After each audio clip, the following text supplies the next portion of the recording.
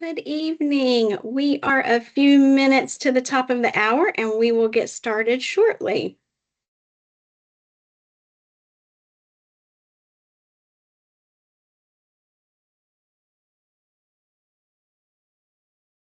Hello, people joining.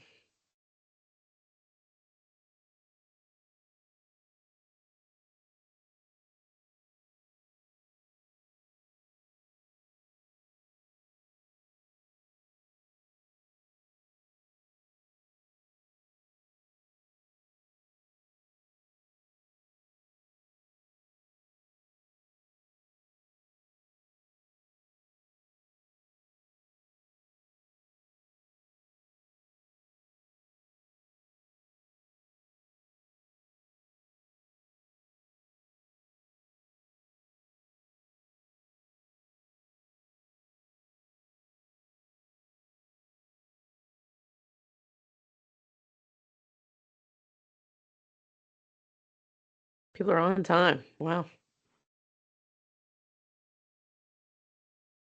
I love it when we start on time. Oh, we got 25 people already, and it's not even an Yeah. hour.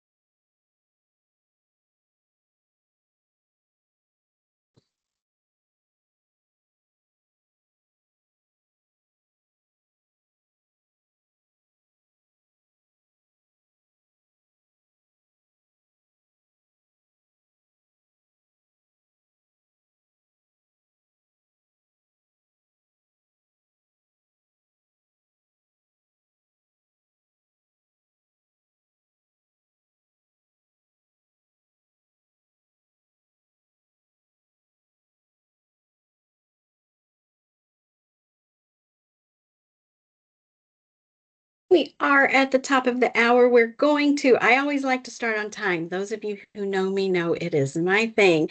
But because we are waiting on a few other people and not everybody is always available right at the top of the hour, we're going to give them 1 more minute and we'll get started. So this is your 1 minute call. If you need another glass of water, another cup of coffee, if you need a break, now's the time. We're going to get started in 1 minute.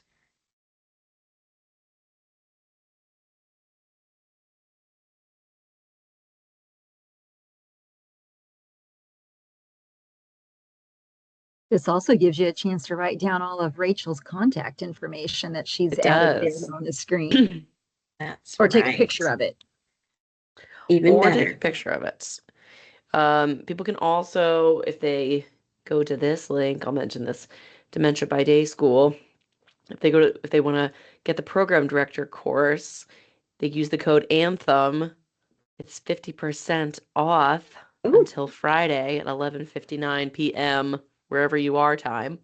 nice. And I Yeah, have, using just as a plug, I have completed Dementia by Day School. I personally did it, and it's fabulous. If you get the chance, please do it. It's worth it. So Thank you. I Yes. know a user. I'm a user. Yes. It's good. It's good. It's good. All right, we're going to have people continue to filter in. I'm sure of it, but in respect of everyone's time, let's go ahead and get started.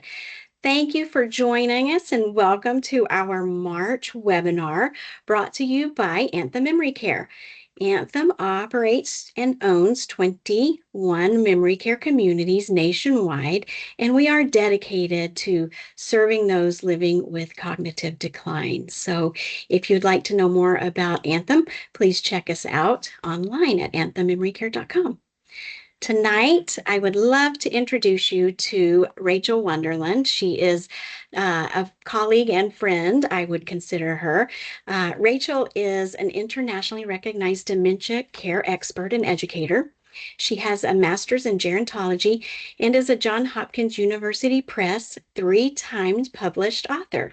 Rachel also is the owner of Dementia by Day, as you see on the screen, which is a senior living consulting firm and education company. Rachel has been a guest speaker on our webinars before, and we're so thrilled to have her back.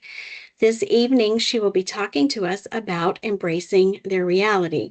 I have heard Rachel speak on this and seen her in person speak on this, and it is very, very good information. I expect that you will take away a lot from this presentation. At the end, we will leave some time for questions and comments. So be taking good notes and thinking of what you would like to know from Rachel, and we can have you at the end either I'll take you off mute if you raise your hand and you can ask questions, or you can simply type it in the chat box. So without further delay, Rachel Wonderland. Hi, thanks for having me, Anthem team, and thank you for that lovely intro, Chris. So, as she said, I'm Rachel. I have three. Here are my books. I'm going to show them to you. Ready? So, this is my second book called Creative Engagement. This is my third book. I'm going out of order here, and my first book. My first book's actually out of print. All my books are published with Johns Hopkins University Press, and really about transitioning someone living with dementia into a dementia care community and or programming in dementia care specifically. I really feel like these are areas that aren't talked about enough, and family caregivers often struggle with a lot of different elements of both of those things. Tonight, we're going to be talking about embracing their reality, which is my trademarked phrase for how we live in the world of the person living with dementia. On this nice little screen, you can see different ways to get in touch with me and my team. We are Dementia by Day on Instagram. We are so close to 30,000 followers. So maybe if everybody who watches this follows, we'll be able to get there. Like 29.5 or something. Find me on dementiabyday.com. You can also find me on dementiabydayschool.com. If you go to dementiabydayschool.com and you want to take the program director course, you can get 50% off. That's half off until this Friday, 11:59 p.m. with the code ANTHEM. There you go.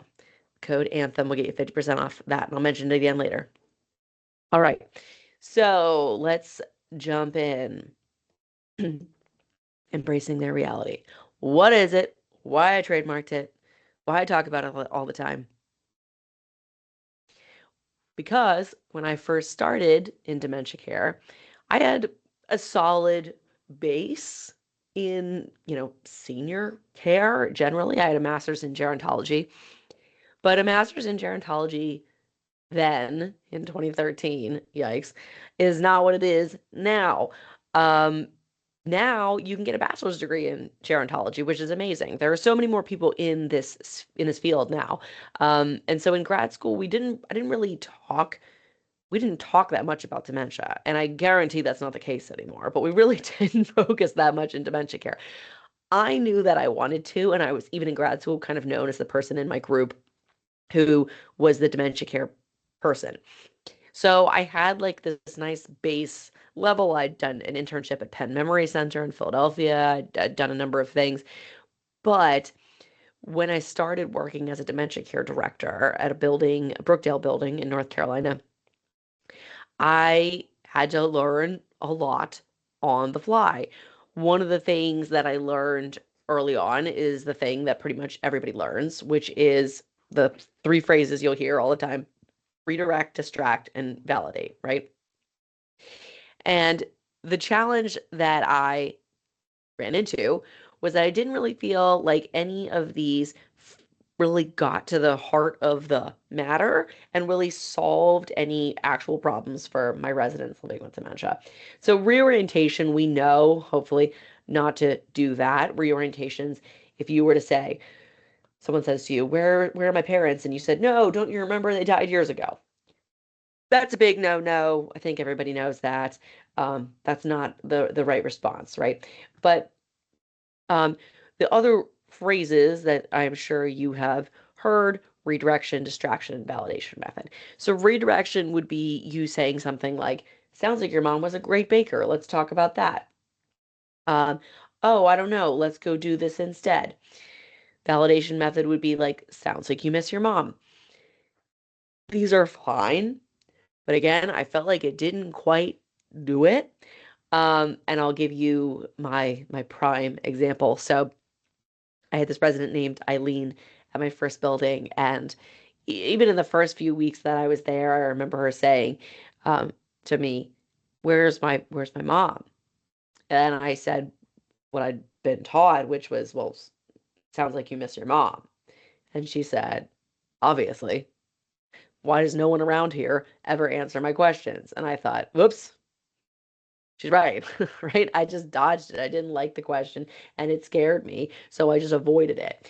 The challenge with the other challenge that I have with these methods is that they tell you never to lie to someone living with dementia. And that sounds great.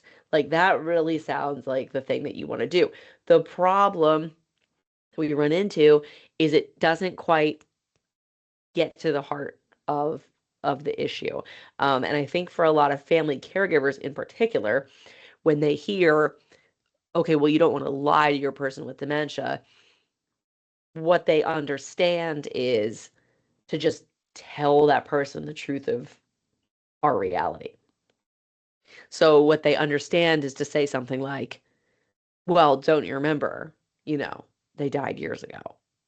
Because when they hear don't lie, they hear, well, what's the opposite of that? Well, telling the truth, and the truth becomes the truth of our reality. And as we'll talk about in a second, that's not really the truth that we want to go with. I believe the phrase, it sounds like you miss your mom, comes from a place of fear. It comes from a place of us as the professional, us as the caregiver, not wanting to paint ourselves into a corner, not wanting to feel like we lied, not wanting to feel bad about what it is that we're saying. So I'm going to give you tonight some really tangible, actionable things that you can put in your tool belt and use to communicate that are going to improve, your life as a caregiver and or your life as a professional caregiver. So we created these web comics, and I'm gearing up to do a few more with a real artist friend of mine, this guy named Brett Wagner. And if you go on our Instagram, you'll find these. This one we posted, I don't know, probably 6 to 12 months ago. It has like 270,000 likes or something absolutely wild. I figured it would do well, but I didn't think it was gonna do like this kind of number. Um, what I wanted to do when I was creating this webcomic was illustrate embracing the reality in 9 panels. Illustrate something that is really hard to understand in 9 short web panels. And the story that I'm going to show you is something that is it like a true story? Did I see this happen? No, but I know it has because I've had people tell me that this is what they've done. So, and here's my cat because she has to interrupt the webinar. There wouldn't be a real webinar unless my cat interrupted the webinar. So we have the woman on the left, an older woman. She says, living with dementia, she says, "Where's my mom?" And her daughter says, "Don't you remember? Grandma died years ago." Of course, her mom's confused by this. What? Daughter says, "We went over this yesterday. Maybe if I take you to the cemetery, we can make this stick." Spoiler alert, that doesn't go very well. And again, I've had people tell me, every time mom forgets, her parents are dead, I pop her in the car and I take her to the cemetery to prove it to her. And I'm always like, no, please don't do that. Um, and of course, grandmom says, mom says, I can't believe it. Mom's really gone. Next day, we're back at square one. Woman says, "Where's my mom?" Her daughter's like, and thinks to herself, I really don't want to put either of us through that again. I don't really want to drive to the cemetery all over again. That didn't work so well. So she hops on her laptop. What does she find? Oh boy, she finds Dementia by Day. And she learns about embracing their reality. She learns, it's not lying, it's doing what's true for her. And we'll talk a lot about that in a minute. So, fast forward, an hour or so. Her mom says, "Where's my mom?" Daughter thinks, "I need to figure out where her reality is." Daughter says, "Where do you think your mom is?" The older woman says, "She probably went to the store." Daughter thinks now I can do what's true for her. And she says, that's right. I'm sure she'll be back from shopping later. An hour goes by. We're back to square one. Where's my mom? Oh, I think you told me she's at the store. Oh, right. Throw out the word lying. Do what's true for the person living with dementia. What I wanted to accomplish here really was, again, getting this pretty difficult concept across in a matter of 9 panels. And so we'll dive into more detail on this, but I think that is worth showing. Here's what it means to embrace someone's reality. That same resident that I mentioned earlier, Eileen taught me so much. So my first building, this one, little British lady who was really funny, really dry humor, little British lady. And she'd gone out on our community's bus to go to her doctor's appointment. Well, in her life, she used to take the bus to get around town. And so to her, taking the bus was like, okay, well, the bus is going to take me to my house. Well, unfortunately, the bus didn't take her to her house, right? It took her to our dementia care community. So when she pulled up, she was like, no. The staff was trying to get her off the bus. They're trying to, correct her. They're trying to explain to her that this is where she lives now. And of course, she's not going for it. It's not working. So they bring me out, and I spend a little bit of time talking to her.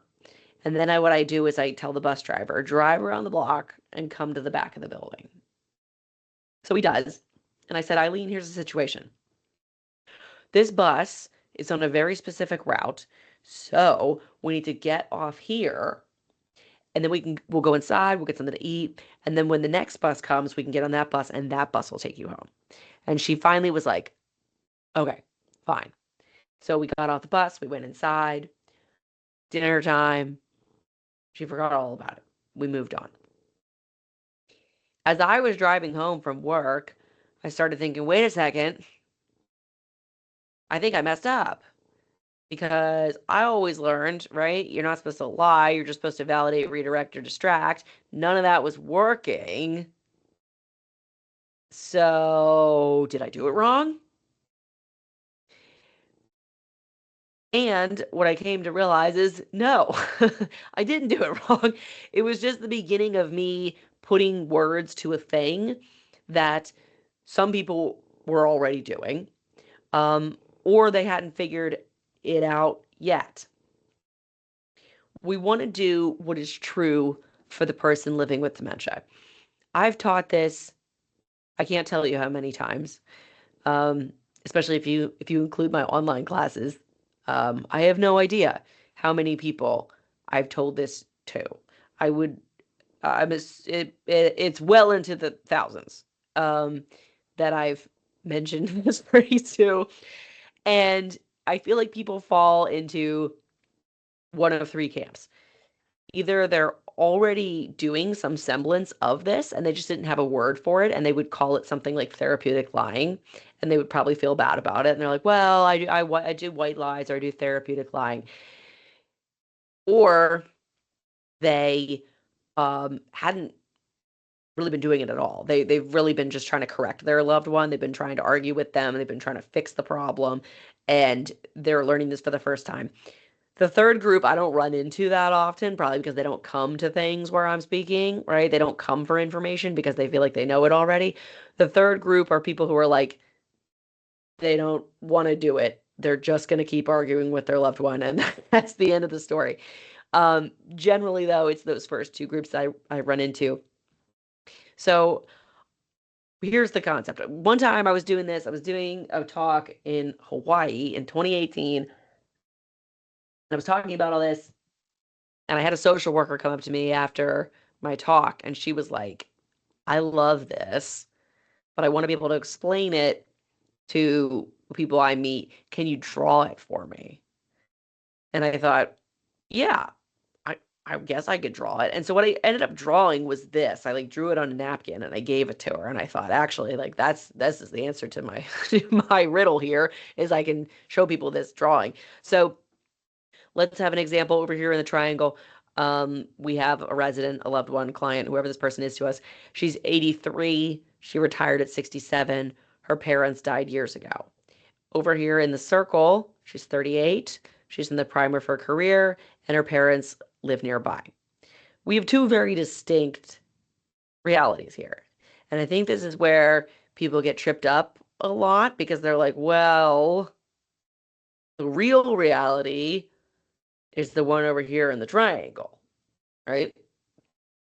And I think that is the thing that people have a hard time with, where they get stuck and they feel like if I don't tell the person what's in the triangle, then I'm lying. I'm telling you to take a trip over to their reality, go to the circle, go to that person's world, take the word lying and throw it away. I hate the phrase therapeutic lying or fiblets or white lies. I really can't stand these phrases because the word lying is still part of it. So even when people are doing the right thing, they're still calling it the wrong thing. And that's why I say, take the word lying and throw it away because it feels so much better to embrace someone's reality than it does to a therapeutic lie. Um, we can't, I think there's also this trend of like taking the word therapy or therapeutic and just putting it in front of another word and being like, it's good now. And I'm like, I'm not buying it. So that's really, I think nomenclature is really important. What we call something is really important. And that's why saying embracing their reality is really important. Sometimes people will ask me, hey, Rachel, you trademark this term. Can I use it? Yes, you can use it. You just need to mention that it came from me. So, for example, if you're making your own presentation, you want to talk about embracing the reality. Uh, good news, bad news. You got to mention Rachel Wonderland. But, but no, please like use this phrase because it's what I want people to understand and what I want people to bring to their professional or family caregiving. So, what do we do when someone has a delusion? We still want to embrace that person's reality. Embracing someone's reality means you let go of any need that you have to be right.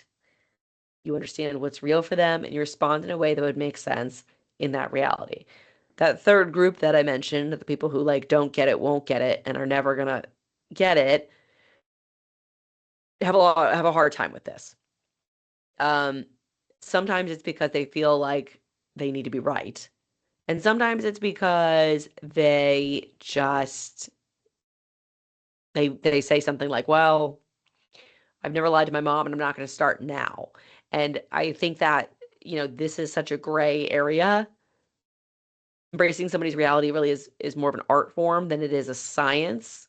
And so I think for people who are very hard science, like people who are very hard math, like you get anytime I've done a talk, the people who understand this concept immediately, I would say, are more, I don't know if it's I forget if it's left brain or right brain, but they're more usually creative. They're like the theater types get this immediately. People with like an English background, people with like creative writing, um, anything like anybody with like some sort of creative background or does something creative for a job, they get this immediately. I barely have to explain it. People who are more hard math, 1 + 1 always equals 2, they tend to struggle more with this concept because it's kind of outside the realm of anything else we do. When someone has a cancer diagnosis, you can speak to them about the cancer diagnosis. You don't do that when someone's living with dementia. You don't talk to them about the dementia diagnosis unless they're in very early stages and they want to talk about it. When I do family events, and Chris has been to a few of my family events, I will, tell the company that I'm working with, please make sure that nobody living with dementia comes to this talk. Meaning, like, I don't want any family members to bring their loved one from memory care to my presentation. Not because I don't want them there, but it's because I don't want them to hear me talking about dementia with them in the room. I don't think that's fair to them. Um, I don't think it's nice. So, and I have had people do it, and it's very awkward. So it's happened infrequently, but when it's happened, it's very uncomfortable. So when someone's experiencing a delusion, which is a fixed false idea, everyone living with dementia will experience a delusion at some point. I had a gentleman named Paul. Paul wanted to finish his college degree, and he was going on a sort of hunger strike because no one was letting him sign up for college classes. And the staff was like, Paul, you're fine. Whatever, just eat lunch, forget about it. Paul was like locked in. Paul was not forgetting about this at any point. So I went back to my office and I went on the computer and I typed up a little sheet that said, welcome to Alamance Community College, which is around where we were in North Carolina. And, write down the classes that you need to take. So I made a little sign up sheet. I printed it out, I put it on a clipboard, and I went to the dining room where he was sitting there. And I have a vivid memory of this. And this is 2014. And I brought it in the clipboard and I gave it to him and I said, hey, Paul, I found this sign up sheet for you. And he said, thank you so much. He said, no one else has helped me.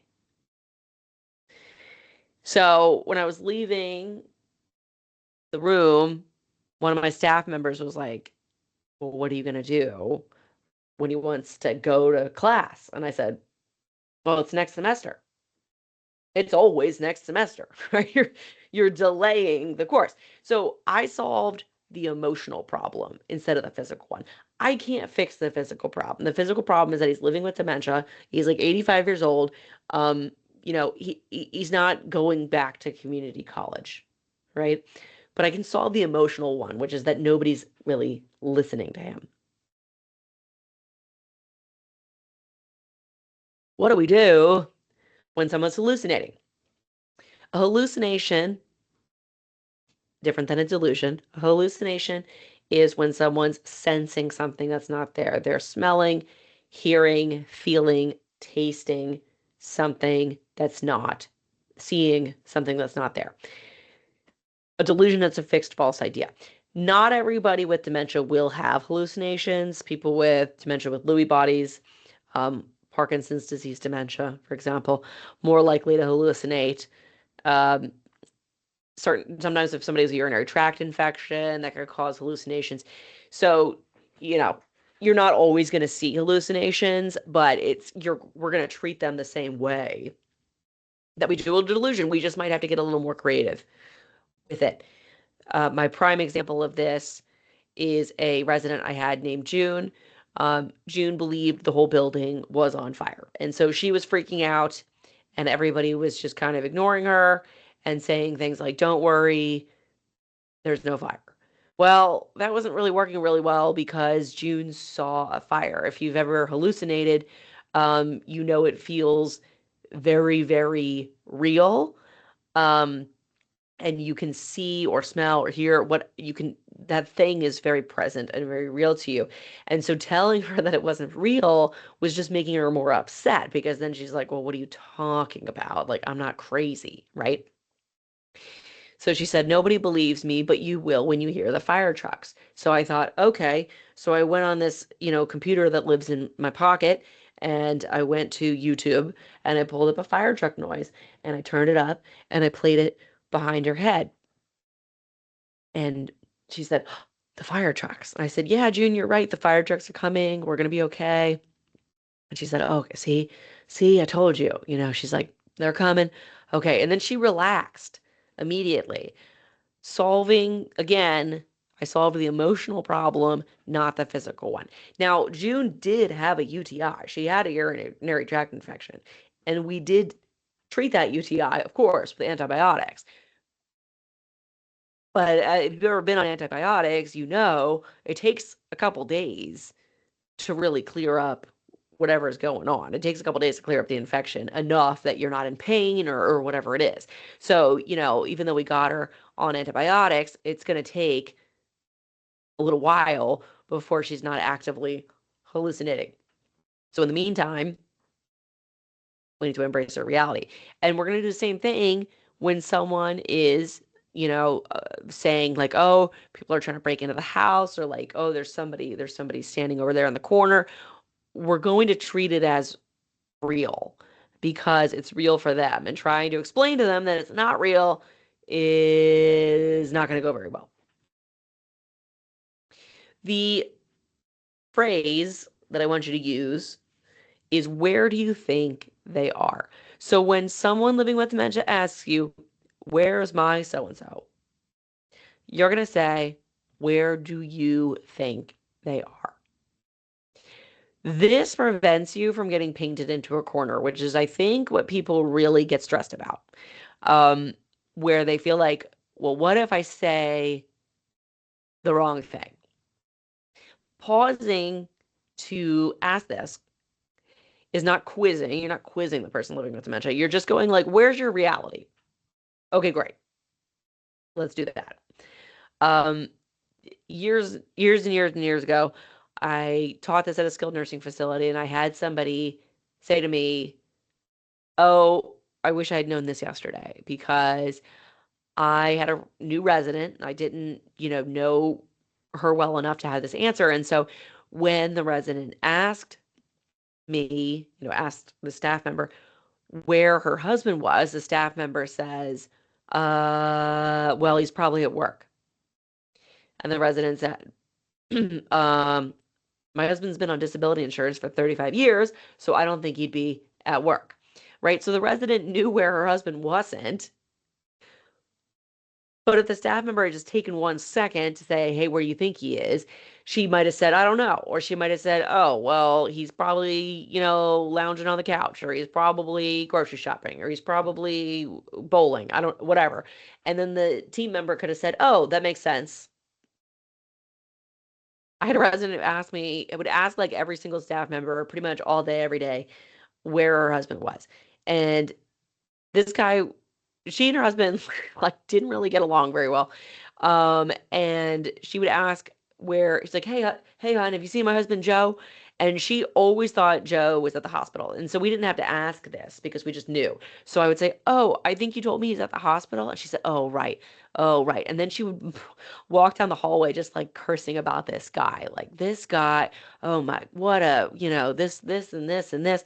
Like, why do you care where he is? You don't seem to like him very much. But that was what made her happy. Just like being like, where is he? Oh, he's at the hospital? Okay, great. Much easier to go to someone's reality when you know where it is. And then for the staff member, she didn't stop to ask. So instead, she just accidentally gave the wrong reality. Again, what is this? It's not that. We're going to take the word lying. We're going to throw it away. We're going to do what's true for the person living with dementia. And I think this phrase in particular really helps people who struggle with this, because they can ask, all right, where's your reality? Great. I'm just going to repeat that reality to you. Here's another option. If the person that they're asking about is like a relative that you would obviously know about. So for example, if mom's asking about dad and you're uncomfortable saying, where do you think he is? You could say, I haven't talked to him in a while. She might say, I haven't talked to him in a while either. She might say, wait, didn't he pass away? And then you can say, yes, he did pass away. But I feel like I talk to him in my head all the time, or when I pray, I'm talking to him. There are a litany of ways to get yourself out of this corner, right?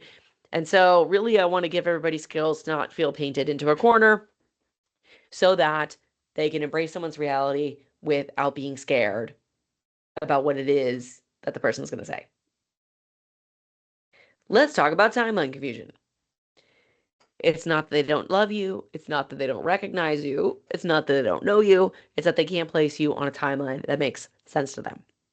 This is another phrase that I trademarked because I think it really sums up another thing that people struggle with in caregiving. I've had a lot of families say to me, well, I'm afraid to go visit my so-and-so because what if I get there and they don't know who I am?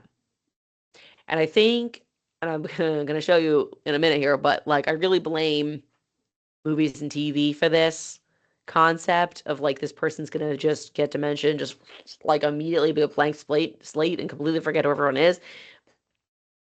So let's cope with timeline confusion. We don't want to announce our relationship. We don't want to assume we are who we were yesterday.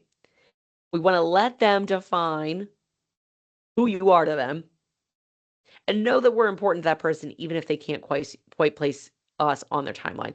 So, if and I saw this, I watched this happen a number of times. I had a gentleman whose kids came to visit him, and they knocked on the door, and he opened, and they said, "Hey, Dad," and he looked at them, and he's like looking at them, and he's trying to figure it out, and he says, "You're all grown up." Because to him, these kids, they're 40 years old. They probably, in his head, were like 15. And so again, they came in, they announced their relationship. They said, "Hey, Dad."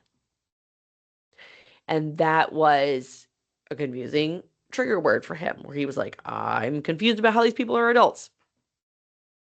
My favorite story about this, of course, and the reason I really started thinking about this at all was, again, my first building.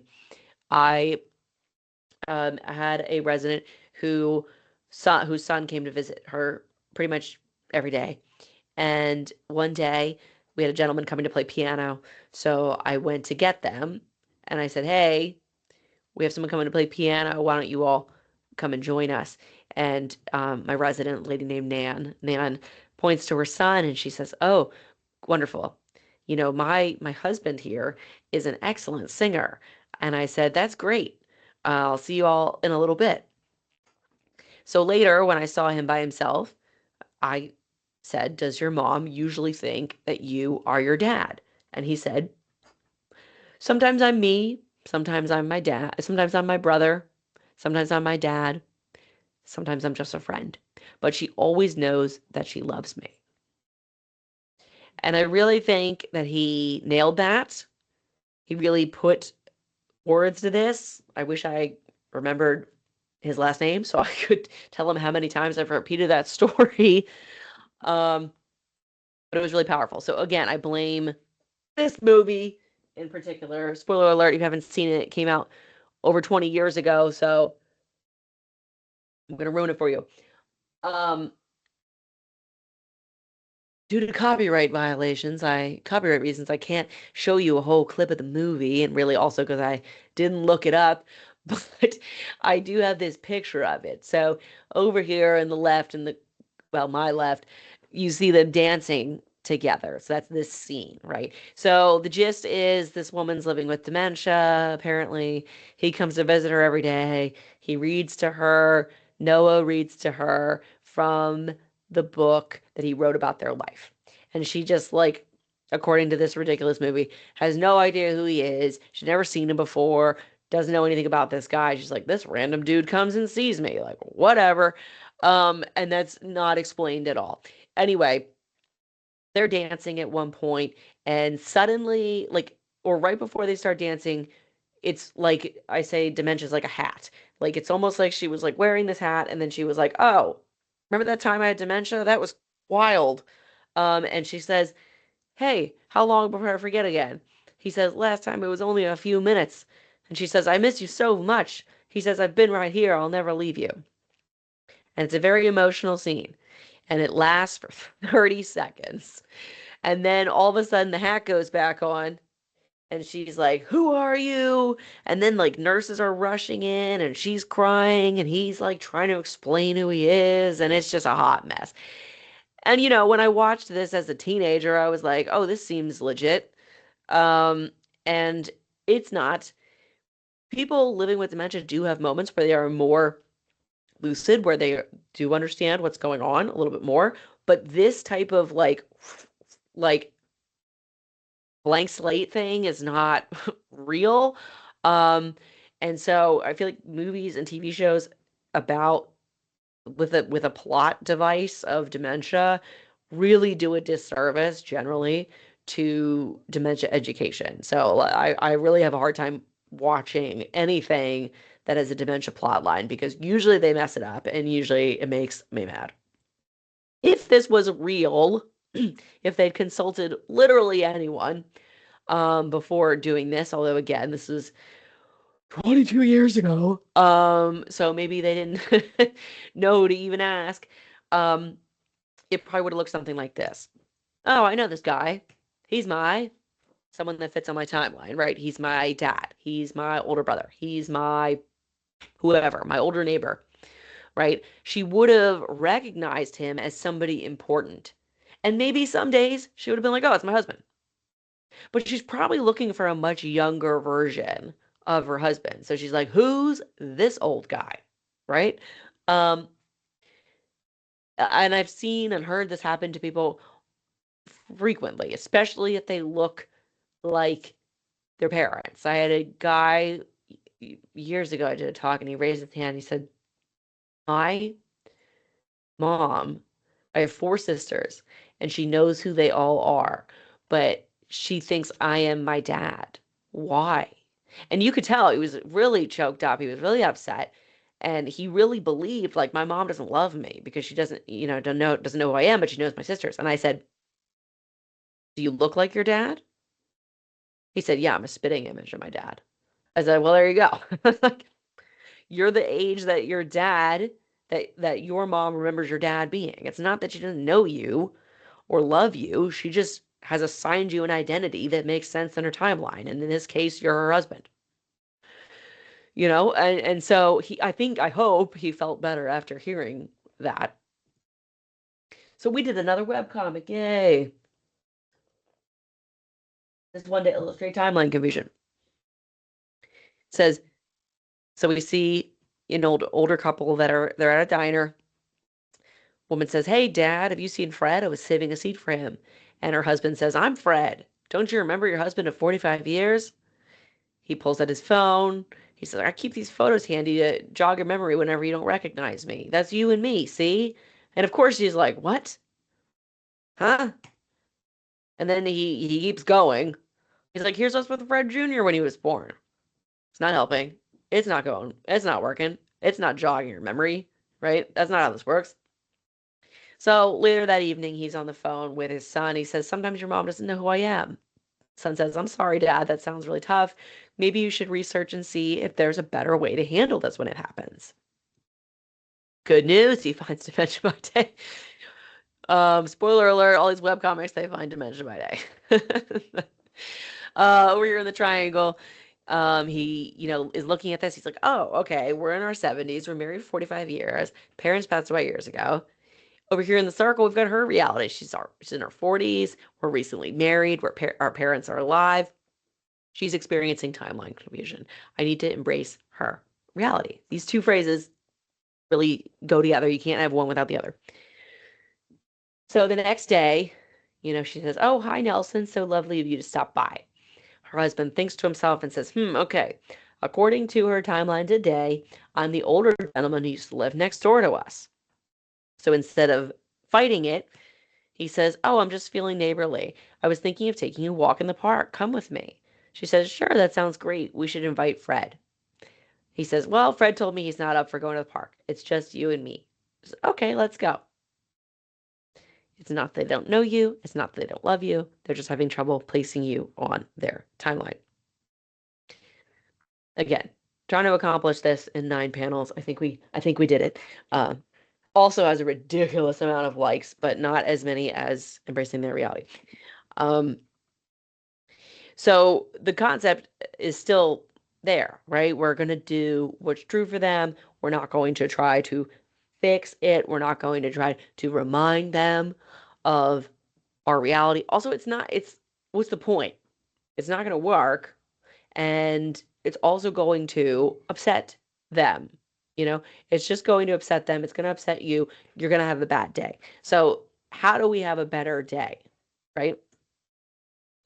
This is why what I recommend in, working with senior living clients, the ideal shadow box, the thing outside of a resident's room, is not a bunch of tchotchkes. It's not a bunch of random stuff. It's something that helps a person find their room. So it should ideally be a photo of the person when they were maybe in their teens, 20s, maybe 30s, maybe early 40s. Somewhere in that range that they are like, that is me. That is what I look like, right? Um, this should help someone find their room as opposed to a photo of them currently, which is what you see. If you see a photo outside a residence room, a lot of times it's a photo of them like now. And it's like, that's not going to help anybody. Or it's a room number or their name. I once guided a woman back to her room and her name was on the door and she points to it and she says, that says the children. So she couldn't read the words anymore. She couldn't read her name anymore. And I'm not saying, not everybody loses that ability, but she had. But guess what else was outside her door? A photo of her. So she was like, oh, there's me, right? A photo of her when she was younger. So we want to meet the person on their timeline and in their reality. Also, I would say not confusing with regards to other people. So over here in the one, you see a photo of the guy with someone else. I would just be cognizant if you're going to do that, make sure that the timeline works. And if the person's timeline begins to shift in a way that is confusing and like takes them out of that relationship, or like if it's a wedding photo and the spouse is in the wedding photo and the spouse dies, and every time they see the photo, they're kind of re-triggered by it, we want to change that photo, right? And of course, most importantly, it's not full of random stuff, which is what you typically see. So it should be a photo of the person when they were younger, helps them find their room. And I had a gentleman who was in the military, and so his photo was from when he was like 19. I know that because his son told me. And so one day he was outside his room, and I said, "Oh, when was this is such a great photo of you. When was this taken?" And he said, "Oh, just a couple weeks ago." Okay, the guy's 93 years old, right? And the picture that he recognizes of himself is when he was 19. Let's talk about some key points about embracing people's reality. And this really goes into how do we continue to embrace someone's reality and introduce a stuffed animal and or baby doll to someone living with a cognitive impairment. We want to maintain that realism as much as possible. So we want a baby doll that looks real without being creepy. I don't really like the reborn dolls. I don't think we need to go to that level. Also, the price point is out there. Um, we also don't necessarily want a baby doll that's eyes are always closed. We've had residents who are upset by this. So the babies that I recommend are these ones on Amazon. And if you trying to think of where I publicly have this list, but if you contact me, I'll send you my Amazon list. I have to tell you that I get like 1 penny every time somebody uses it in my Amazon list, so I'm legally obligated to tell you that. Um, when we're introducing a baby doll or stuffed animal, we're going to ask, what do you think about this? Right? Back to those questions. We're not quizzing anybody, but we're finding out where their reality is. And again, this prevents us from getting painted into a corner. Instead of being like, look at this baby. And the person says, that's not a real baby. That's a doll. Now you look nuts, right? And if you said, oh, look at this baby doll, and they're like, that's a real baby. Again, now you look nuts. So we're going to say, what do you think about this? And you're going to know right away because they're going to say, oh, a baby, can I hold the baby?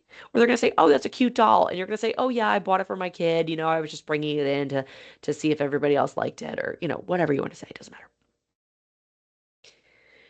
What do you think about this? Same thing. So those are the babies that I like. The pets I really like are ones from Memorable Pets, memorablepets.com. Also the Joy for All Pets. The Joy for All Pets are great. The robotic ones, the downside is the batteries, and the downside also is that they're harder to clean. The Memorable Pets are a little bit easier to clean because they are just like they don't have any batteries. What do you think about this? Going into their world, again, much easier when you know where it is, right? You're letting them take you to their reality. You're not telling them, hey, this is real. Hey, this isn't real. And sometimes people will have trouble with the baby dolls and the stuffed animals, and they're like, wait, wait, wait. I don't want to, I don't want my so and so playing with a doll. And it's like, no, for them, this is real. For them, on their timeline, they are caring for a baby. Let's give them the opportunity to have that independence to do that. Again, with the realistic babies. The dolls don't have to be super realistic to be effective. And I really think that there's a line when it comes to realism. Now, I will also say that just the other week, we have our consulting clients send us a list, an Amazon list, before they make their purchases, just so we can say yay or nay or add this or delete this. And they had this one client sent, one of the buildings sent a really good list, but on the list, they had the baby dolls we wanted and they had the other stuff we wanted. But then they had toy stuff. So they had baby, like stuff that you would give a little kid, right? Like toy doll accessories, like a toy stroller and a toy bottle and a toy diapers. And I was like, okay, I know that I sound a little ridiculous when I say this, but yes, the dolls are dolls, but the world that we're setting them up in has to be real. So we don't want toy bottles. We don't want like a toy high chair, right? Because that's not dignified or real. So like there's this interesting, again with the gray area, there's like this kind of gray area that you need to live in where it's like, okay, yes, this baby's not a real baby, but the things that we're setting up around the baby need to be real. Please no Cabbage Patch dolls. Please none of this. Um, if you have these, toss them out. They're not appropriate for dementia care. Nobody's thinking this is real. And before anybody says to me, but Rachel, we have a resident who believes that's real. It's like, okay, fine. You have one resident who thinks that's real and they want to carry it around. Okay.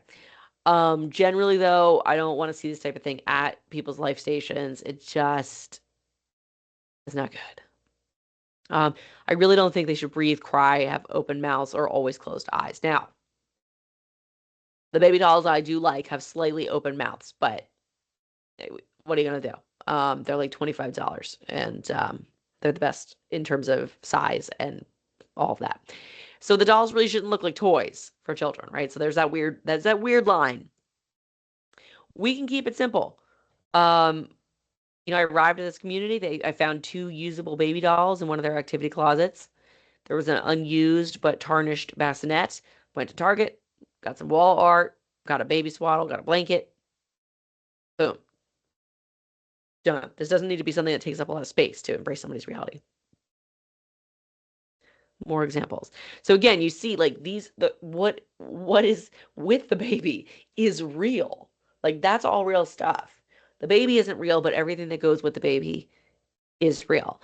And I've had male and female residents alike who absolutely love the baby dolls and the stuffed animals.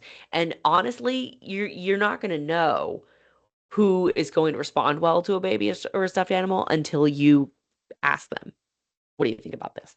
Because a lot of times, I've had residents who are very late in their disease process who don't believe the dolls are real. And then I have had people who I could have sworn they're going to think it's real or they're going to think it's not real. And it was the opposite. So it's hard to tell, what people are going to, how they're going to respond to something. And so you just have to try. And again, like asking it in that way prevents you from being put into an awkward spot where you then have to be like, backtrack and be like, no, I brought this. It's a toy. Yes, but blah, blah, blah. More examples. Again, it doesn't have to be a whole room, but it's good if it, you have some space. Love the pets. Again, these are the Joy for All cats and dogs. These are the ones, these do move and meow and bark. Yeah, they don't need to. They do not need to. They do need to look real enough. Notice the bowls, right? The bowls are real bowls, they're not toys. Um, so this was a before and after. Um, and Chris may recognize this building. This is a before and after. And over here in the inset photo, you see the dogs with the little cups of water. One of the residents had taken the dogs, brought them into a room, given them newspaper and little cups of water.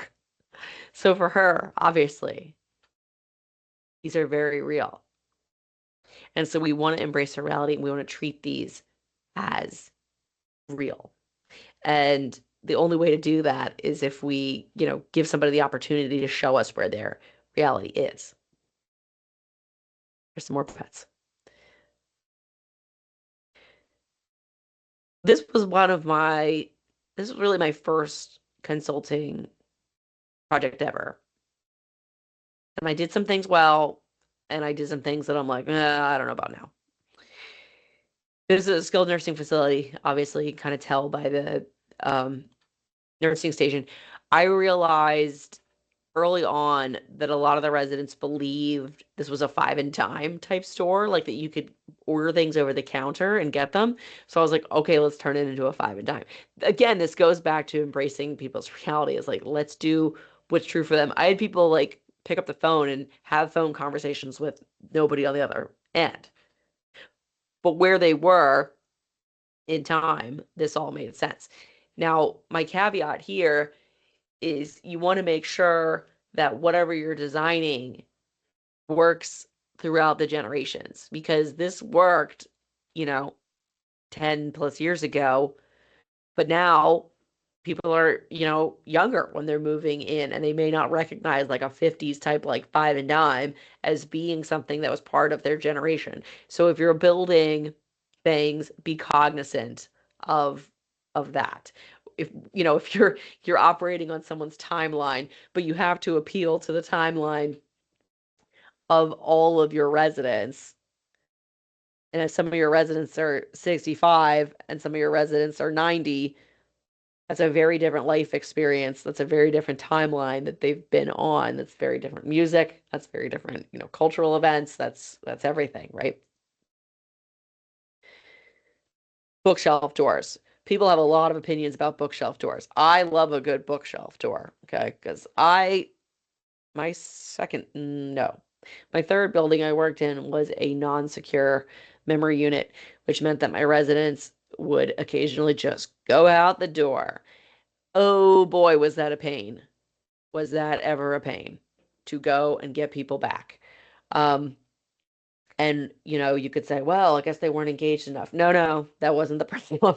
We just had some people who were going out the door. So I had a company come and install, by company, I mean, it was they did car decaling. And they did a decal like this one on the left over the door. And my one resident in particular who always went out the door, she approached the door, looked at it, looked at me, looked at us, and turned around and walked the other way. And I was like, that's awesome. Because she was going out that door like 5 times a day and it was exhausting um, for everybody, including her, I'm sure. So the bookshelf door, again, we're embracing their reality. I would so much rather see you do a bookshelf than something like a waterfall, because that doesn't make any sense. Um, you'll see people do these like beautiful murals on the back of doors, but it doesn't necessarily make any sense, honestly, because a waterfall is moving water, right? That's not what you're gonna like. A bookshelf is in a house. Another piece of embracing someone's reality, again, the third question you're going to use, you've got, where do you think they are? What do you think about this? And can you help me? Can you help me when starting a program or an activity? So much better than do you want to? Because really, they don't want to. you're going to get a bunch of no's with do you want to? And so can you help me is a very different question. And again, it really, you're making them feel useful and important. You're going to their reality. Someone's in the window, someone's in the lobby, but they're very late, unfortunately. Um, you'll see here, engaging people living with dementia in an activity that's meeting them where they are, by asking them for help, making them feel useful, important, necessary. Now, I'm aware of the time. I don't know if we have a full other half hour, but I want to make sure, Chris, I leave plenty of time for questions and things like that. So let me know how much Yeah. longer you want me to talk. I think this is a great one. I love the can you help me with that? I've seen it work wonders. So maybe finish this question and expand upon that because it is such a good one, and then we'll open it up for questions. Is that fair? Perfect. Perfect. Same thing here. Again, can you help me? Putting people in, making people feel useful, important, necessary, and putting people in their wheelhouse. Over here, we have a woman braiding hair. She was a hairstylist for a living.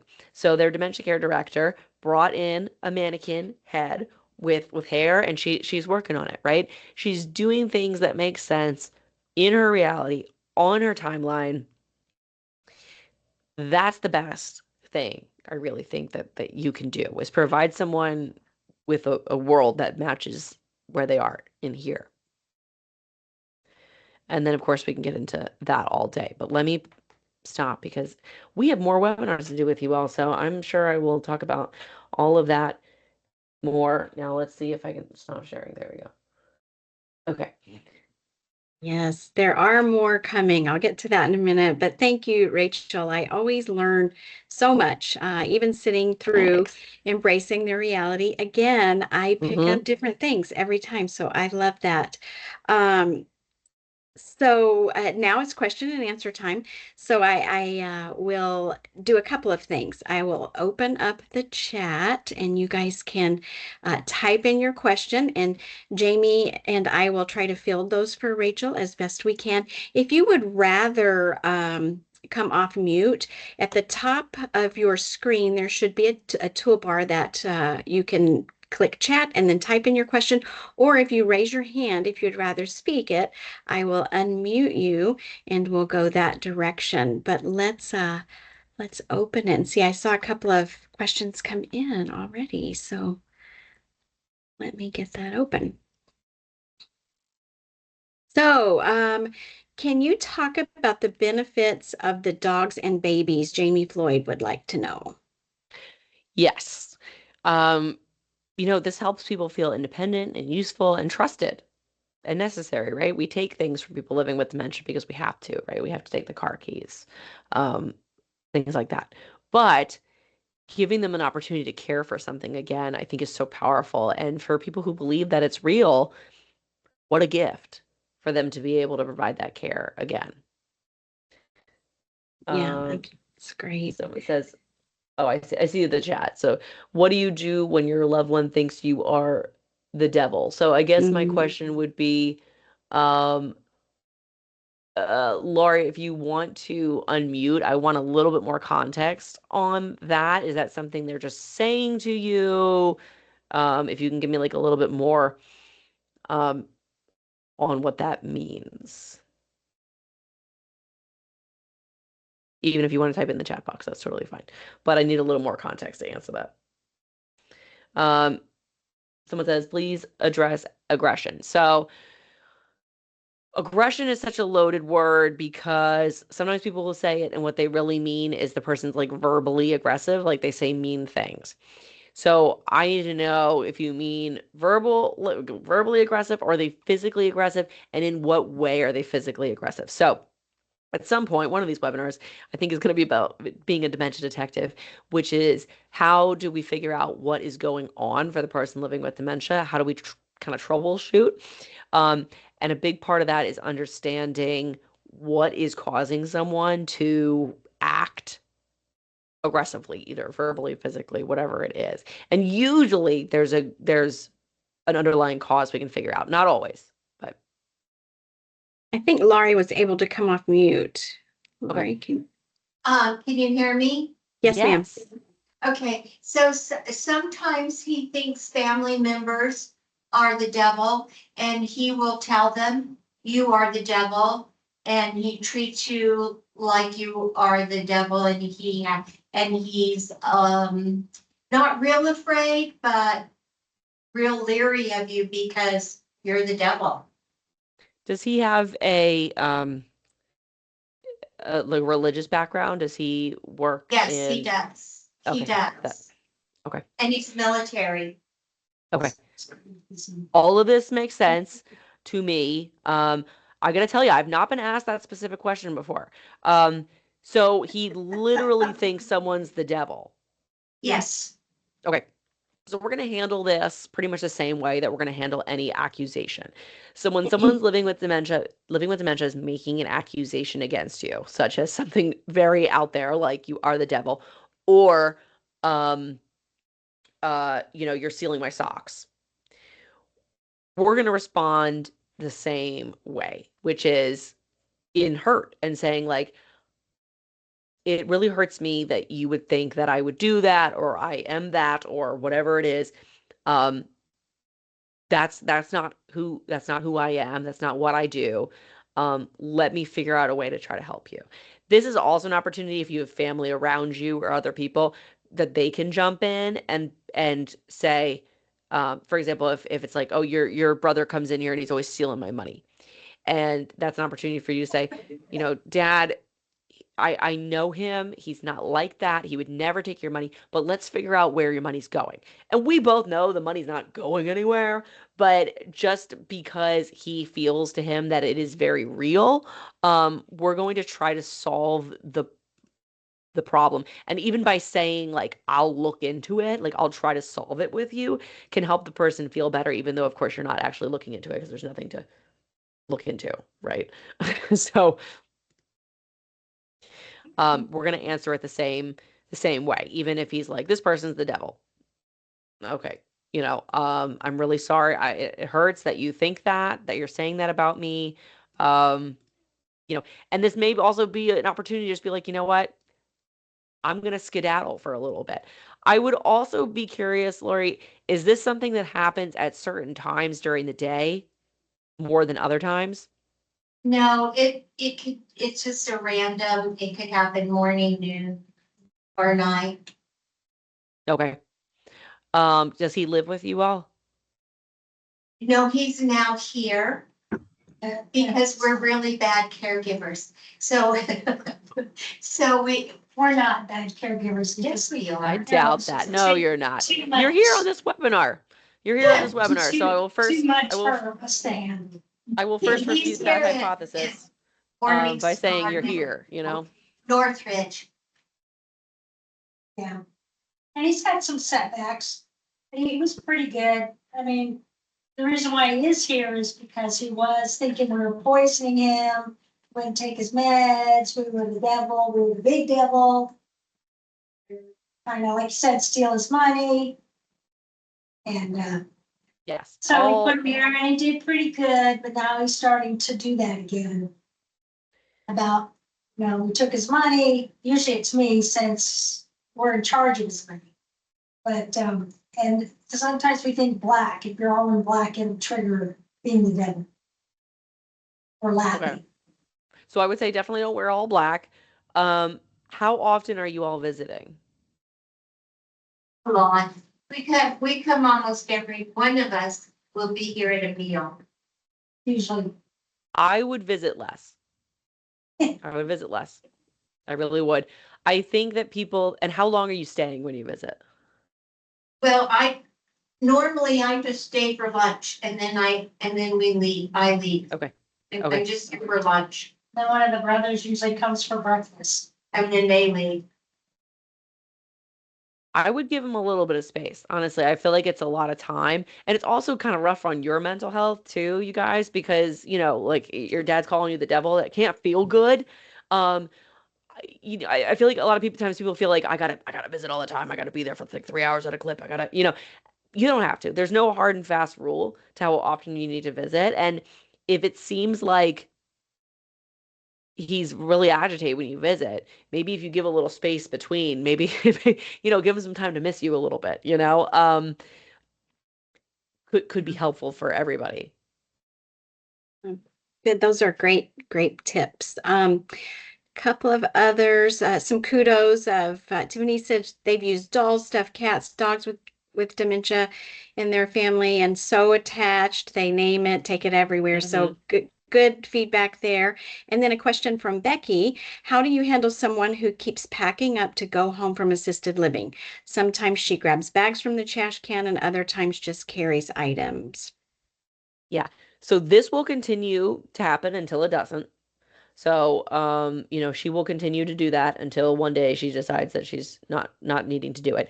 A couple of things here. One, I would figure out where it is that she is trying to go. Does she think she's trying to go to work? Does she think she's trying to get to, an appointment? Can we tell her, hey, don't worry, even if she can't really speak, she can probably understand, and saying, hey, don't worry about trying to get to work today. They're snowed in, and obviously, you can't use that excuse, all year round. But they're they called and said you don't have to come in for work today because whatever. So calling off of that thing so they don't feel like they have to go wherever it is.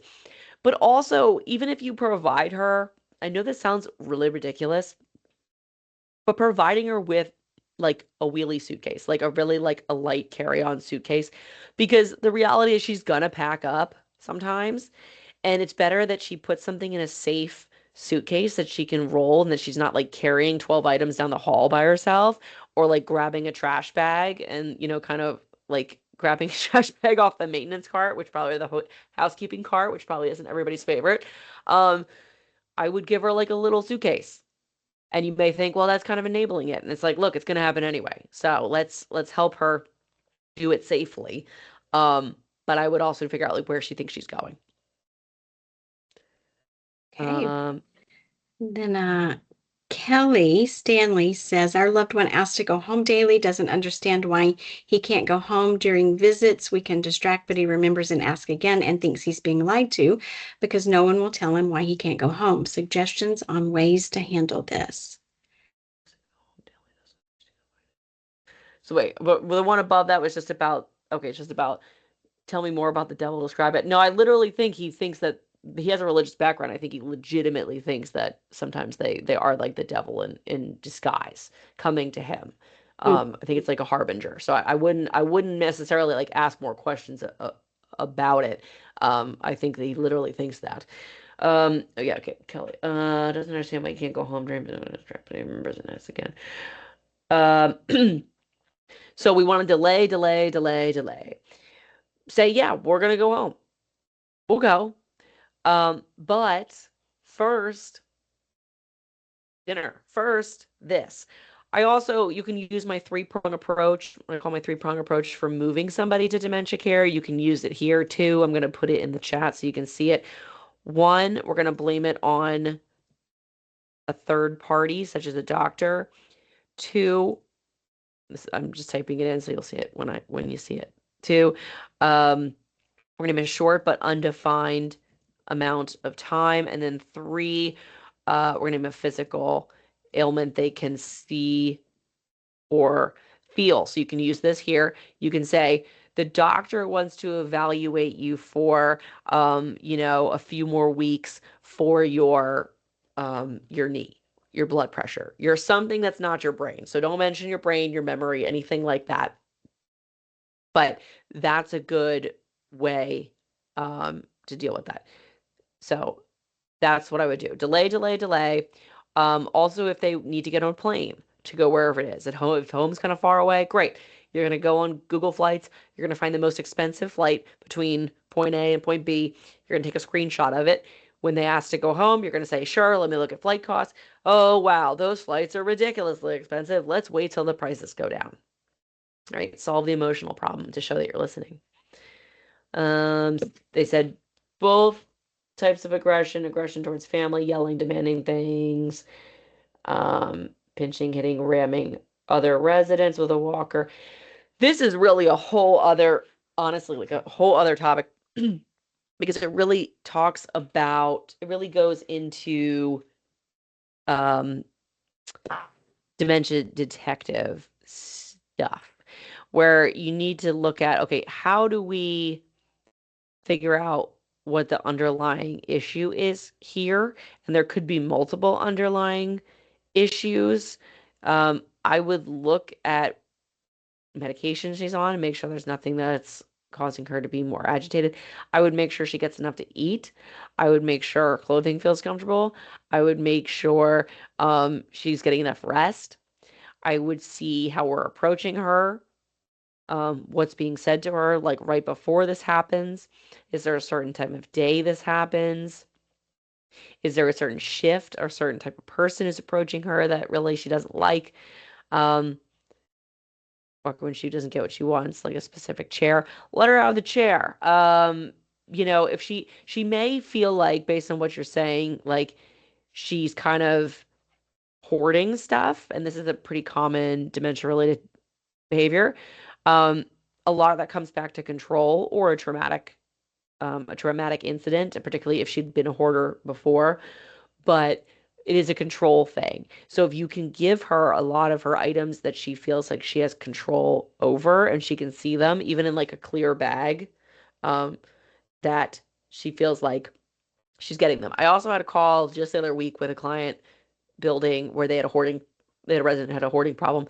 And I brought a hoarding expert on because I was like, I don't know enough about this.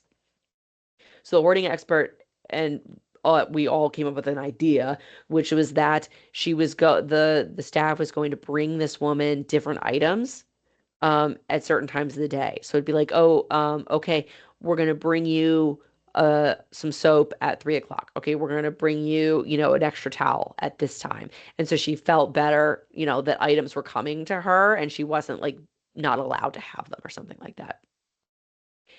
Becky says she's packing to go home. I would really go with the three-prong approach here with the go home. I would still give her like a wheelie suit, like a very small wheelie suitcase. Um, you could also say, okay, we're gonna go home later. Why don't you just bring like one thing? Can you just bring one thing? And this may not work, and it's not gonna work all the time, right? She is still probably gonna pack to go, but hopefully that helps. So I put the program director in here, the program director course, but I'm feeling like I'm getting a lot of good like family related questions. So now I'm wondering if maybe I should actually give you all a different coupon. So I'm going to do that while you all ask me any other questions. Anybody Any else other questions? has. These are great questions. Great Yes. questions. Anything else on anyone's mind that we can bubble up to Rachel while we have her? Yes.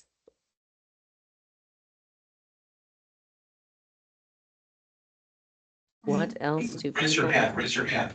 You can't click on the hand. Okay, can click on the hand. Hi. Hello.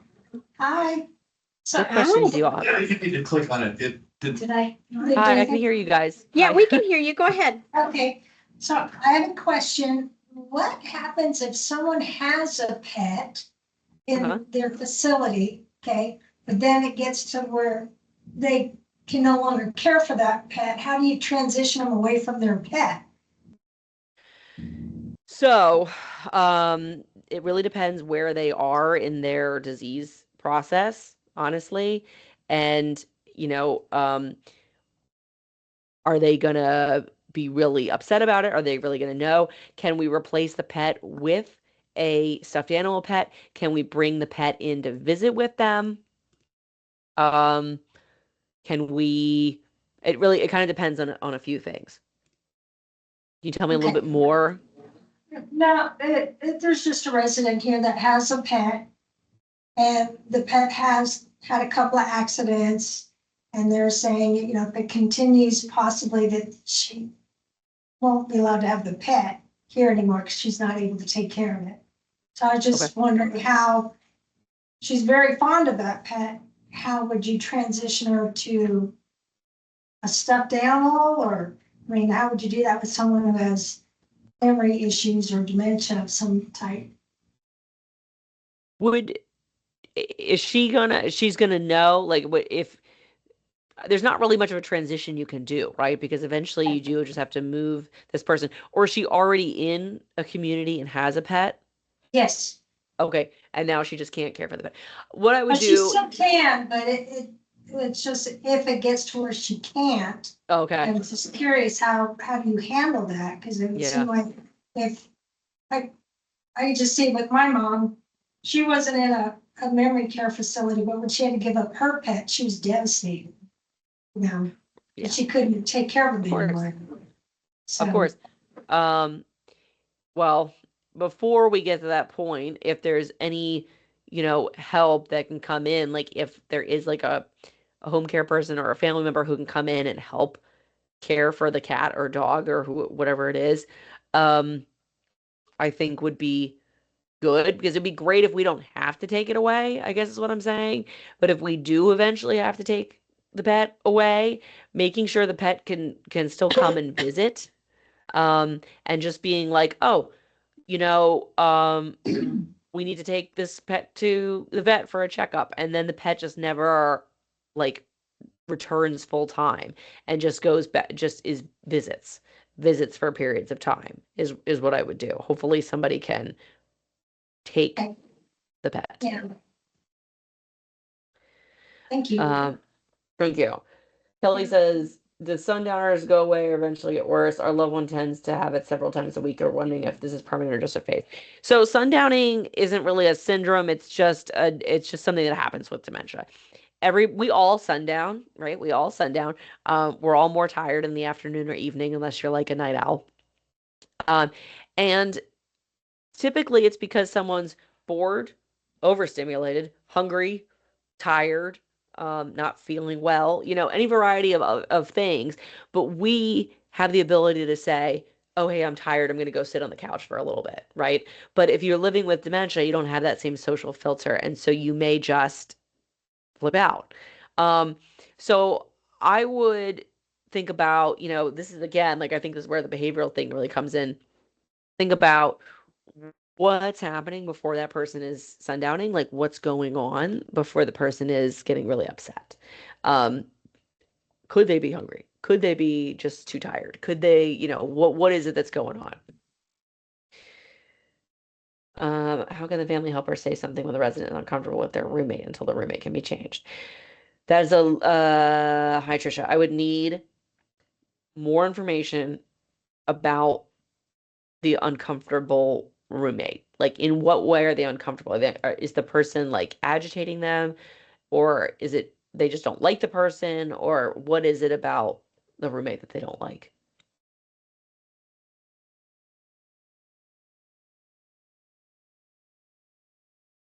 Whatever it is, I would say putting it almost like in their court, like that they're helping the person. Be like, oh, well, Marie doesn't have anywhere else to go. Like, she really, can you let her stay in your room for like a little bit longer? We'll try to get her a new place, but she doesn't have anywhere to go. She doesn't have any family. I don't know. Just make her feel bad and be like, like, you got to help this lady. Roommate takes her things, breaks her things, and keeps her awake at night. Yeah, she's just more progressed in dementia. I would again just be like, we're gonna try to solve it. But in the meantime, like, you're doing a nice thing by like letting this woman live in your room. Make her feel like she's doing something good, Helping. Yeah. helping. Any other questions or comments? These have been great. I did see, if you're typing, I'm going to give you a minute to finish typing. I did see that Rachel did put up the new caregiver crash course coupon. That's quite an alliteration. Yeah, that's how we like it over here. Yeah, to help you guys, if you're interested in that, you can save 50% on the caregiver crash course with this coupon. So, any other questions? I'm going to give it a second. These were great. And honestly, it will answer that particular one, the caregiver crash course. It's less than $30 if you use the Anthem coupon. And it's going to answer a lot of these questions about behavioral stuff, because I talk about that. Well, good. Before we part ways. I don't see any other questions. I wanted to let you know that we do have our next webinar coming up on April 8th. That will be presented by Deb Becker. For those of you who have been with us before, she has presented in the past. She is also a credentialed dementia expert and will be discussing how to make every visit enjoyable.